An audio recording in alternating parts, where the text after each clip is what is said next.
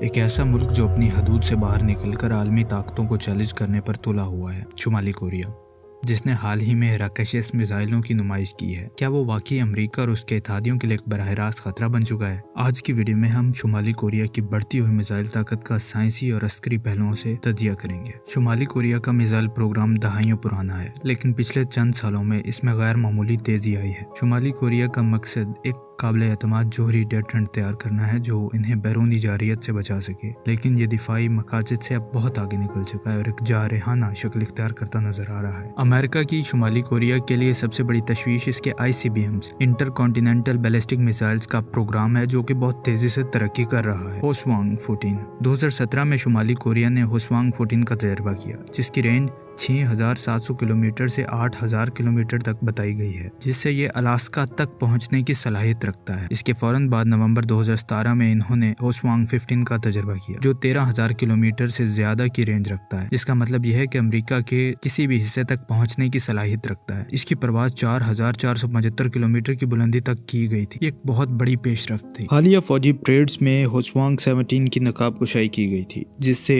راکاش missile یا بڑا لڑکا کہا جاتا ہے۔ یہ شمالی کوریا کا اب تک کا سب سے بڑا ICBM ہے۔ اگرچہ اس کی مکمل تجربہ نہیں ہوا، لیکن ماہرین کا اندازہ ہے کہ اس کی رینج 15,000 کلومیٹر سے زیادہ ہو سکتی ہے، جو اسے دنیا میں سب سے بڑا اور طاقتور ICBM میں سے ایک بناتا ہے۔ اس کی غیر معمولی جسامت سے یہ اندازہ لگایا جاتا ہے کہ یہ ایک سے زیادہ وار ہیڈز یا ڈیکوئے، دشمن کو گمراہ کرنے والے وار ہیڈز لے جانے کی صلاحیت رکھتا ہے، جس سے میزائل دفاعی نظام کے لیے اسے روکنا اور بھی مشکل ہو جاتا ہے۔ ICBMs کے علاوہ شمالی کوریا کے پاس درمیانے اور مختصر فاصلے کے بیلسٹک میزائلز RBMs اور SRBMs کا ایک وسیع ذخیرہ بھی موجود ہے۔ نوڈونگ یہ درمیانے فاصلے کے میزائل ہیں جن کی رینج تقریباً 1,000 سے 1,500 کلومیٹر تک ہے۔ یہ جاپان کے بڑے شہروں اور جنوبی کوریا میں امریکی فوجی اڈوں کو نشانہ بنا سکتے ہیں۔ شمالی کوریا کے پاس ان کے درجنوں لانچرز موجود ہیں۔ اسکڈ سیریز یہ مختصر فاصلے کے بیلسٹک میزائلز ہیں جن کی رینج 300 سے 1,500 کلومیٹر ہے۔ یہ جنوبی کوریا میں امریکی جنوبی کوریائی افواج کے لیے ایک فوجی خطرہ ہیں۔ KN-23 یا اسکینڈر طرز کے میزائل یہ جدید SRBMs ہیں جن کی رینج تقریباً 690 کلومیٹر ہے۔ یہ اپنی پل اپ تدبیر کی وجہ سے خاص طور پر خطرناک ہیں، جس سے موجودہ میزائل دفاعی نظام کو چیلنج درپیش ہوتا ہے۔ اس کے علاوہ KN-24 اور KN-25 یہ بھی جدید SRBMs ہیں جن کی رینج بالترتیب 400 کلومیٹر اور 450 کلومیٹر کے قریب ہے۔ KN-25 کو ایک super large multiple rocket launcher کے طور پر پیش کیا گیا ہے، جو بیلسٹک میزائل کی خصوصیت رکھتا ہے۔ ان میزائلوں کا بنیادی ہدف جاپان میں امریکی فوجی اڈے جیسے یوکوتا، ایواتاکونی اور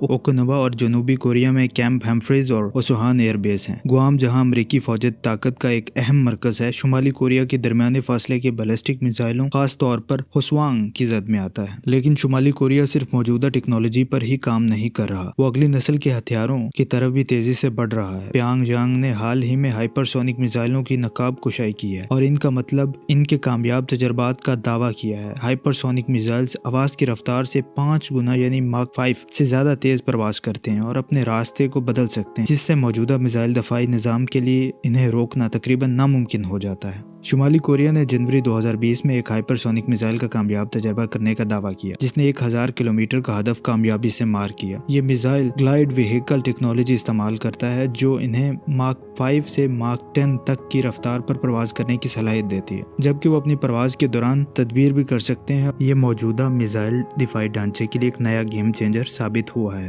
شمالی کوریا کی خطرناک پیش رفتوں میں سے اس کے آبدوز سے لانچ کیے جانے والے بیلسٹک میزائل شامل ہیں۔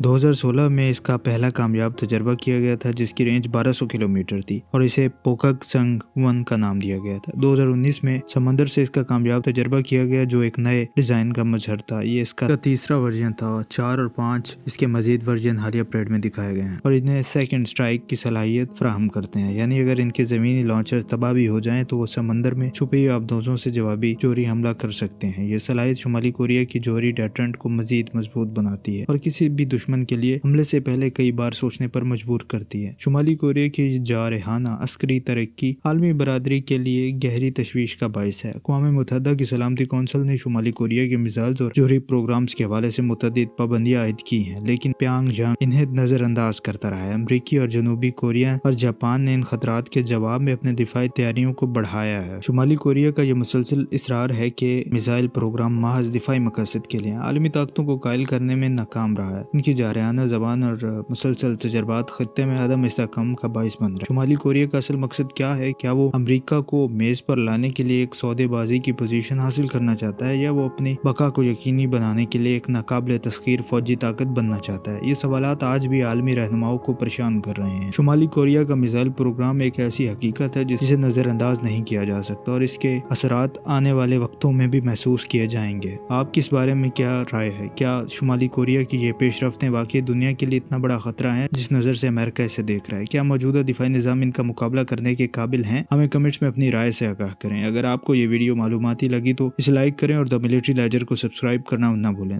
تاکہ آپ فوجی خبروں اور تجزیوں سے باخبر رہ سکیں۔ بیل آئیکن کو بھی دبائیں تاکہ ہماری ہر نئی ویڈیو کی اطلاع آپ تک پہنچ سکے۔ اگلی بار